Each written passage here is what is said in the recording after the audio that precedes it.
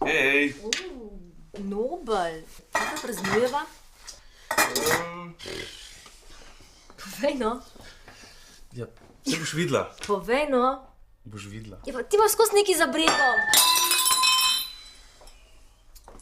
To sploh niso bili navadni stekleni kozarci, pa kozarci iz Rogaške. Jaz boš mogel nove kupiti. Kaj si sploh mislil s tem praznovanjem? Videl sem kozarce, pa se mi zdelo, da jih premalo uporabljava.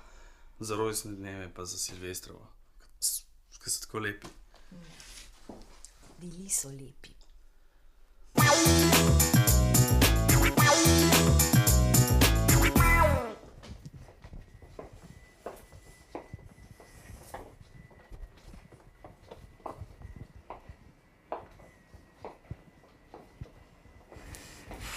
Dobar dan. Midva pa iščeva ene kozarce, ki se ne bi spet takoj razbili. Tukaj je toliko lepih stvari, da zdaj res ne veva, kaj bi. Iščete kaj posebnega? Kje je vse to proizvedeno? Ja. V naši tovarni svetujem vam, da je najboljše, da si kar pogledate našo proizvodnjo. A greva lahko v proizvodnjo? Seveda, seveda. To pa še nisva bila.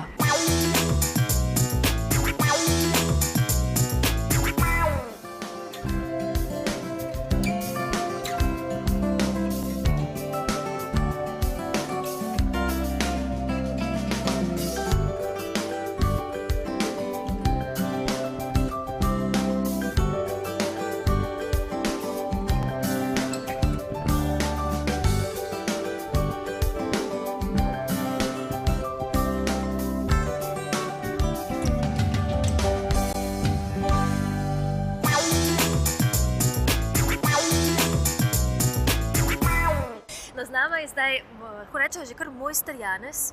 Janez, če vzamemo vašo kariero v številu kozarcev, bi bila to kar precejšnja količina.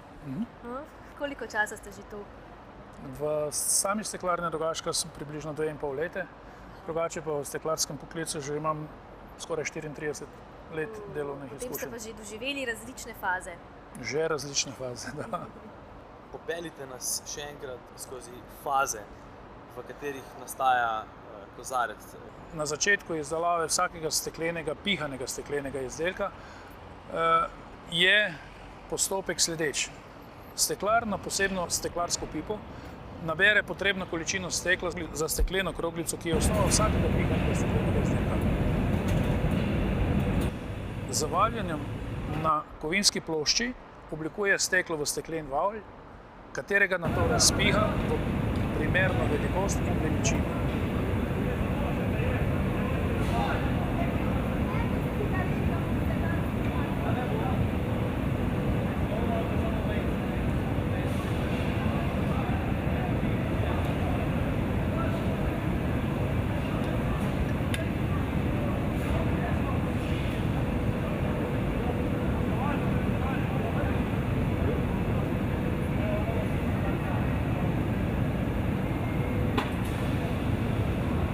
To kroglico nato obesi na posebno stojalo, kjer se ohladi in čaka naslednjo fazo dela.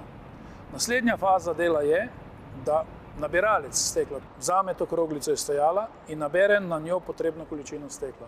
To količino stekla prinese do korita. Na tem koritu ste videli eno vodilo. Na tem vodilu z vrtenjem pipe in posebnim lesenim oblikovalcem oblikuje steklo v eno kroglo. Temu rečemo steklena predoblika.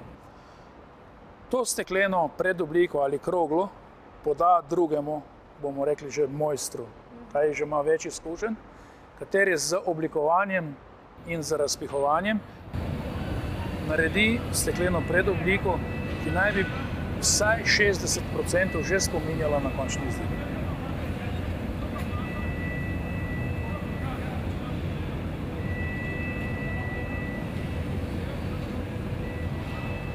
Po določenem času se steklo ohladi in učvrsti. Vzame ga iz modela in ga poda mojstru.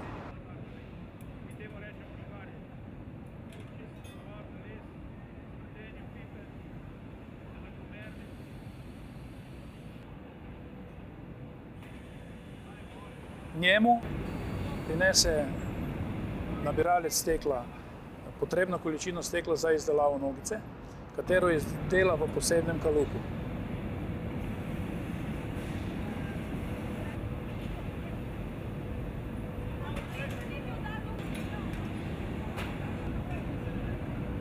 Ko je nogica končana, ga spet gre na naslednjo fazo dela, kjer se naredi podstavek za kelih. Ko je ta vroča faza končana, še ima izdelek vedno približno svojih 500 stopinj, tako da z rokami ni za prijemati. Zato ga s posebnimi vilicami odnesemo v tračne peči za popuščanje napetosti. Po določenem času, približno 2 urah, izdelek izgubi vse napetosti in pripravljen za hladno obdelavo.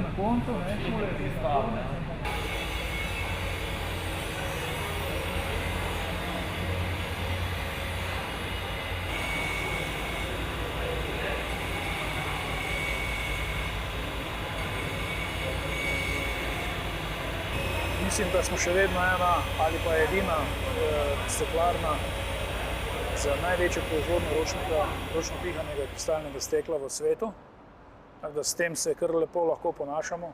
Ceno mu daje predvsem vrhunska izdelava in pa brezbarvnost našega stekla, ki je res brezbarvno.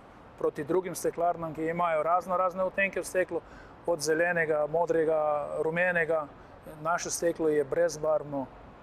Kot se ceni brezbarvni diamant, ki je res diamant brezbarven, tako je naše steklo tudi res brezbarvno. No, tukaj smo videli recimo fante res v najlepših letih. Prihaja tudi mlada generacija? Z mlado generacijo je križ. Že dolgo nimamo več naraščaja, kot je včasih bilo.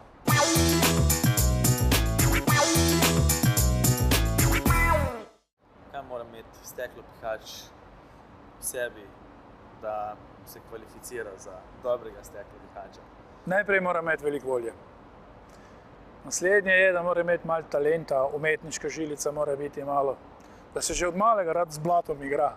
Potem je tak dober steklar.